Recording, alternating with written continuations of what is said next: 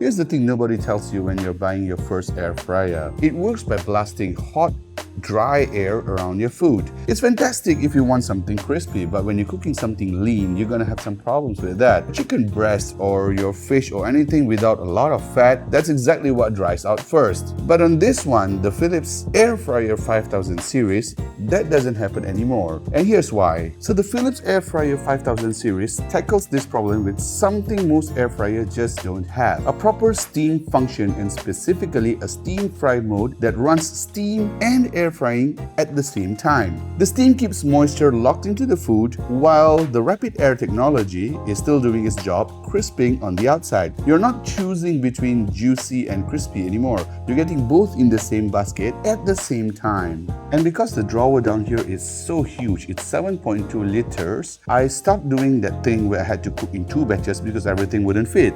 One full family cook meal and it's all done. One more design choice that I want to bring up here is that this drawer inside here, there are 2 stainless steel baskets and they are coated with non-stick coating.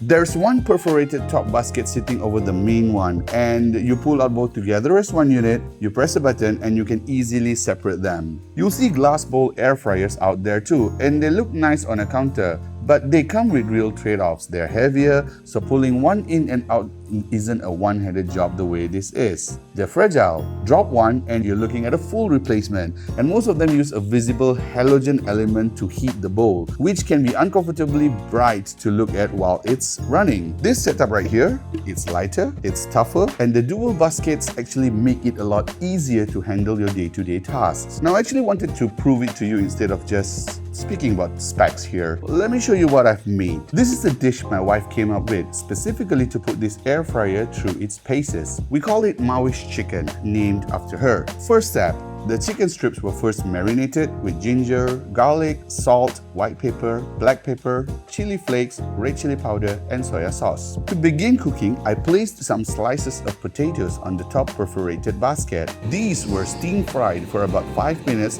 just to give them a slight crisp while retaining the potatoes moist. Notice how silent it is. The steam fry function itself retains between 65 to 75 decibels, which is extremely silent. Next, I arranged the chicken strips nicely on top of the sliced potatoes, and this time I used the air fryer function at 180 degrees Celsius by selecting the programmed chicken function. I reduced the time to 60 minutes and hit the start button. From this point onwards, the Philips Air Fryer 5000 series handles the rest automatically. Halfway through the process, I paused it and took out the basket. I arranged cheddar cheese on top of the chicken and placed it back in again to continue the air frying process. After a couple of minutes, I took it out again and placed the rest of the garnishing that includes capsicum, coriander, and olives on the top layer. Now I place it back and we wait for the dish to finish. In the meantime, I prepared some white bread slice with butter that will go very well with the chicken later on. Finally,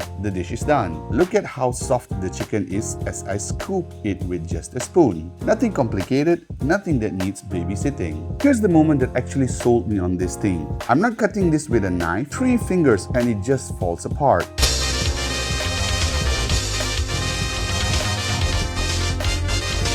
That's not something I've been able to say about chicken out of an air fryer before, ever. Now here's something I didn't plan to film, but it happened while I was testing this, and it ended up being one of the best examples of why this thing is actually useful day to day. Mid-cooking, my son had a diaper emergency and I had to drop everything and go deal with him. I didn't want the chicken sitting there getting cold or overcooked while I was gone, so I put it on the keep warm function. That defaulted to 30 minutes, which was exactly enough to handle the things and come back. When I did, the chicken was still hot, still ready to eat, like no time had passed at all. That's the part I actually want you to take away from this video. It's not just that it cooks well under perfect conditions in the studio, it held up in the middle of an actual, chaotic, real-life moment. That's the difference between a gimmick feature and one that actually earns its place on your counter. To wrap things up, I want you to get the full picture, including how it stacks up on value in my written review. That's over on Fuuh.net, links in description. Go check it out.